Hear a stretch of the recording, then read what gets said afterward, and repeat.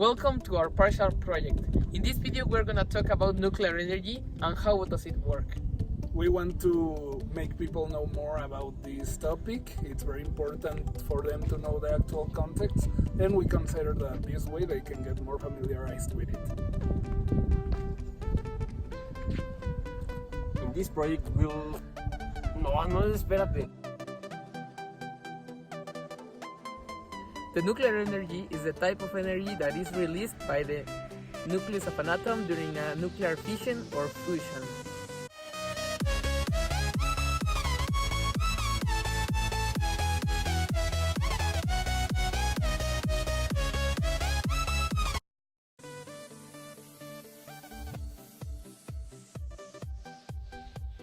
The nuclear energy is the type of energy that is released by the nucleus of an atom during a nuclear fission or fusion. Through this control process, main of all, this will create heat. And with the help of a cooling agent, in this case water, we will create steam. That this will move a turbine, and then with the help of a generator, this will create electricity. The most used material for this reaction is uranium.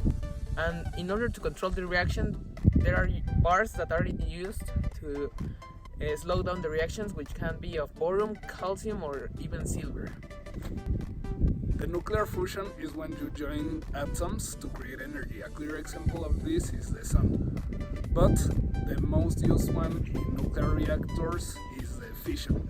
This is when you throw neutrons to atoms, for example, in this case to uranium atoms, and then this causes neutrons from the atom to split, and this creates a lot of energy. After that, it causes a chain reaction because more neutrons fall apart and they crash with more neutrons, and then a huge chain reaction. But to control it, control rods are used, and also this kind of fission is used in nuclear reactors to boil water until 520 Fahrenheit degrees, and with this steam and water, turbines are moved to create energy. To understand the origin of nuclear energy, we have to go back to 1895, where X-rays were discovered. Later on, it was discovered that certain elements such as uranium, radium, and other elements were capable of releasing these X-rays. They were called radioactive elements. Sometime after, a scientist called Rutherford discovered that the atoms have a nucleus, and that most of the mass is in that point. Also, then, a scientist in 1832 named Chadwick discovered the neutrons. In 1938, Hans and Strassmann first managed to separate a uranium atom, and throughout the World War II, the Americans developed the nuclear bomb known as Little Boy and then Fat Man. And after some time, this nuclear reaction was able to be catalyzed and be controlled, and the first nuclear reactor was born, which was the EBR-1. In the case of the scientific impact, we can say that the discovery and development of the nuclear energy has brought many theories and ideas for the future. For example, a very clear example is the fusion energy. Because, the fusion energy consists in achieving a point where with atomic energy we can give power to everything in our daily lives. For example, our houses, our cars, our phones, everything. But with fusion energy, what we could achieve will be unlimited energy. Well, main of all, the nuclear energy is considered a clean energy, but this is not completely true. It is true that it doesn't produce CO2 when it is created, but in reality, for example, when we want to dispose all the uranium that we have created, this can last about hundreds of thousands of years in the environment. So for this we need to find places where we can put all these residuals underground. But these places are really difficult to find. And also, for example, the water that is used in order to create the heat and the steam, we also put it back into the ocean, which also creates a lot of bad things to the animals there and also to all the environment.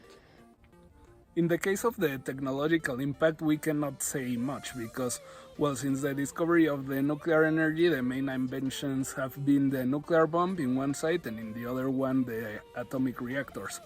And well, in the last 50 years, there has not been much more development of this energy as well as new technologies because, well, about the atomic bombs, new models have been developed, more powerful ones such as the Tsar Bomba or Castel Bravo.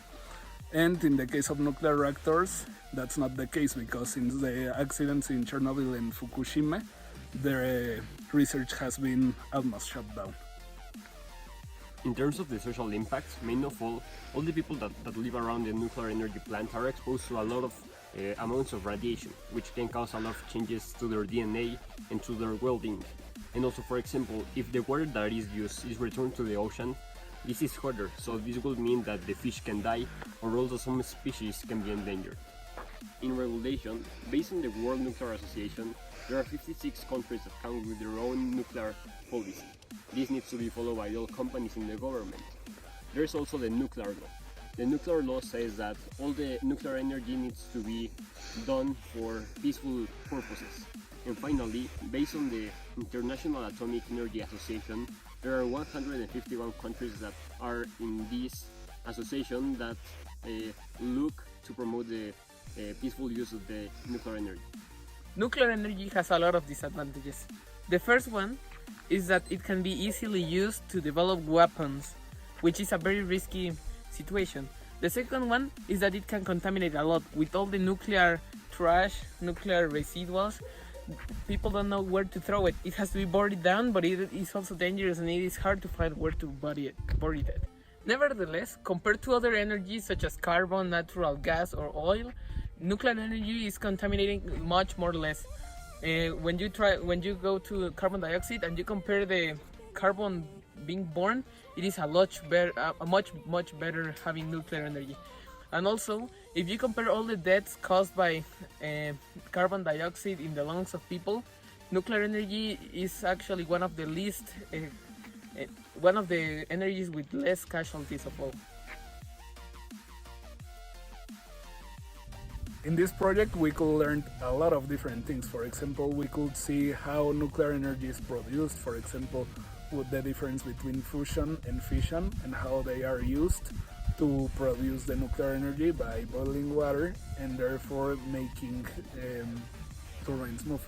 And well, also we learned the counterparts of the nuclear energy and how it's not a 100% useful solution for the future.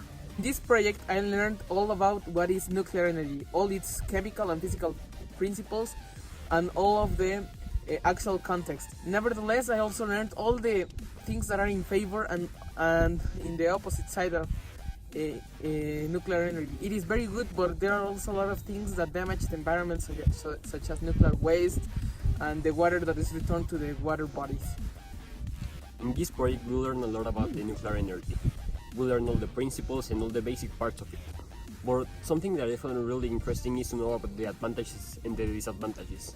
Also about the regulation and what all the countries are doing in order to make this a friendly and peaceful way in which we can create energy. Something that is also really important is to know that nuclear energy is not completely eco-friendly.